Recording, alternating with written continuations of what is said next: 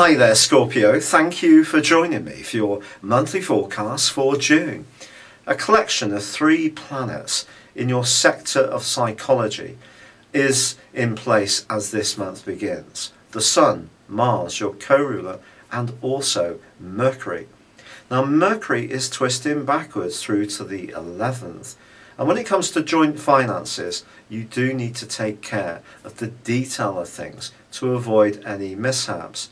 And with Saturn also twisting backwards through your sector of everyday resources through to the middle of the month, this is not a time to take risks. And yet, Mars is going to be urging you on in its alliance with the Sun to be really much more daring. And it can be quite surprising, some of the things that are going to bubble up inside of you and push you to do new things.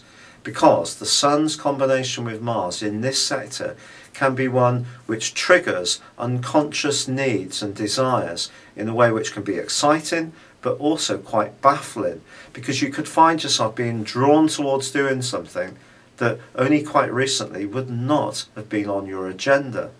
So it can be a fascinating time, and the more that you can understand about your true needs and what really is important to you, the better. So if you are someone who's interested in self-help books, reading about personal development, talking to anyone about your deepest held feelings, this can all be very cathartic. Mercury, twisting backwards as it does, is also joined in a retrograde by Neptune on the 11th. And Neptune is the planet of dreams, and it's in your sector of romance, but it's forging a really tricky right angle with a full moon which occurs on the 2nd of this month.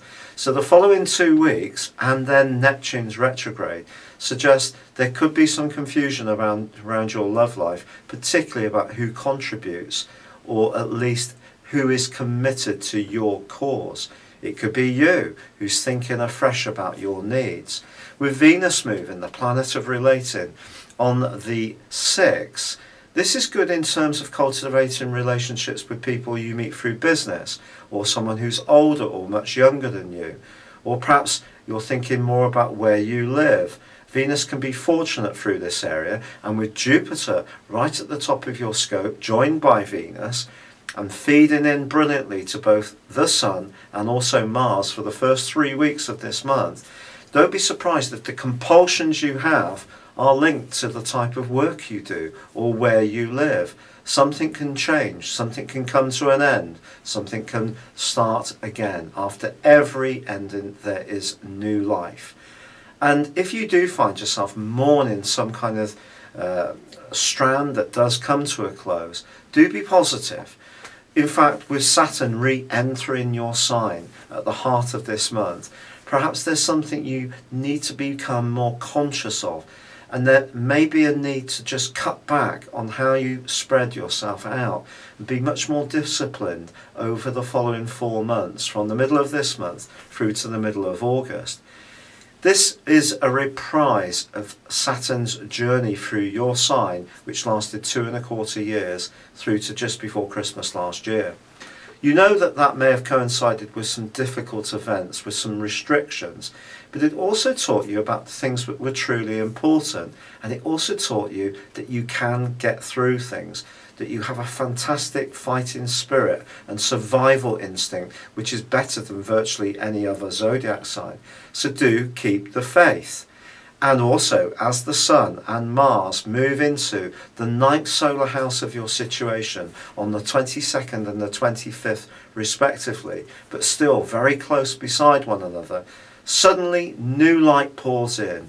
You can see much greater sunshine. You can see the way forwards. It may mean some kind of big change in your life.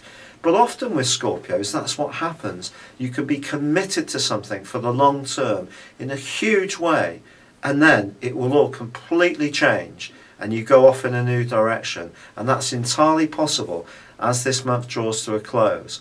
Just be aware, however, with Mercury clashing with Neptune from the 18th to the 26th, when it comes to love and resources, the two may not go well together. So if there is in any way any kind of separation, you need to stand firm about what's rightly yours. It's been a pleasure being with you. Thank you for joining me. Good luck and goodbye for now.